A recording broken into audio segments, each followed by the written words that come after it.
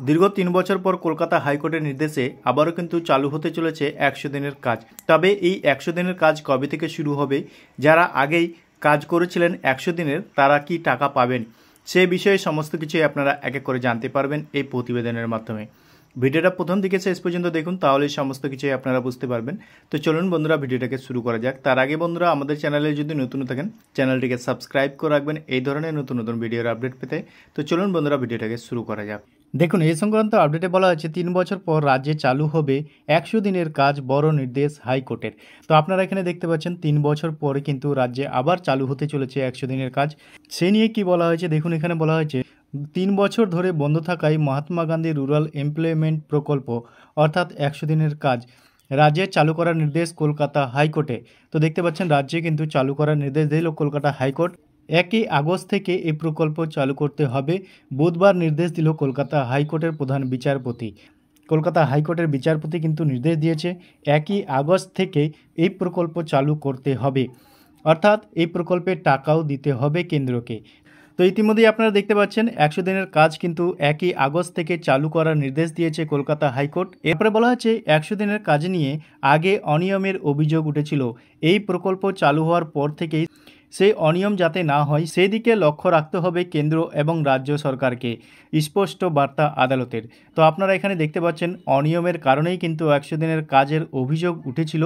তো আপনারা জানেন যে অনিয়মের যে অভিযোগ উঠেছিল তার জন্যই কিন্তু ১০০ দিনের কাজের প্রকল্প কিন্তু বন্ধ ছিল। এই প্রকল্পে যাতে অনিয়ম না হয় তার জন্য কেন্দ্র ও রাজ্য সরকারকে সেদিকে লক্ষ্য রাখতে হবে, স্পষ্ট বার্তা কিন্তু দিল আদালত। ৩ বছর ধরে দুর্নীতির অভিযোগ এই প্রকল্প বন্ধ ছিল, এবার তা চালু হতে চলেছে আদালতের নির্দেশে। তো দেখতে পাচ্ছেন আদালতের নির্দেশেই কিন্তু এই প্রকল্প চালু হতে চলেছে। তারপরে বলেছে ১০০ দিন প্রকল্পের পরিষেবা যাতে গোটা রাজ্যের মানুষের কাছে পৌঁছায় সেই দিকে বিশেষভাবে লক্ষ্য রাখতে নির্দেশ দিয়েছে আদালত। তো দেখতে পাচ্ছেন রাজ্যের সমস্ত মানুষ কিন্তু আবারও ১০০ দিন কাজের প্রকল্পের সুযোগ সুবিধা পাবেন। তারপরে বলা হয়েছে উল্লেখ্য ১০০ দিন কাজের টাকা বন্ধ অভিযোগ ১০০ দিন কাজের টাকা বন্ধের অভিযোগ কেন্দ্রের বিরুদ্ধে অতীতে একাধিকবার সুর চড়িয়েছে রাজ্য। এমনকি মুখ্যমন্ত্রী মমতা বন্দ্যোপাধ্যায়ও এ নিয়ে একাধিকবার সরব হয়েছিলেন। এর মধ্যে ১০০ দিনের কাজের টাকা নয়ছয়ের অভিযোগ তুলে মামলা দায় হয় কলকাতা হাইকোর্টে। মামলাকারীর আবেদন ছিল কেন রাজ্যে এমনটা হচ্ছে সে বিষয়ে আদালত হস্তক্ষেপ করুক। মামলাটি যায় প্রধান বিচারপতির বেঞ্চে। কেন রাজ্যে ১০০ দিনের কাজের প্রকল্প বন্ধ রেখেছে তা নিয়ে কেন্দ্রের গ্রাম উন্নয়ন মন্ত্রকের কাছে আগেই রিপোর্ট তলব করেছিল কলকাতা হাইকোর্ট। ১৫ মের সময়সীমা বেঁধে দেওয়া হয়েছিল।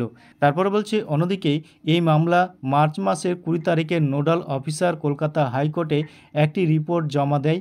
সেখানে আদালতে নিযুক্ত ৪ সদস্যের কমিটির বিভিন্ন সময়ে রাজ্যের ৪ জেলার পূর্ব বর্ধমান, হুগলি, মালদা এবং দার্জিলিং জিটিএ এরিয়া পরিদর্শন করেন।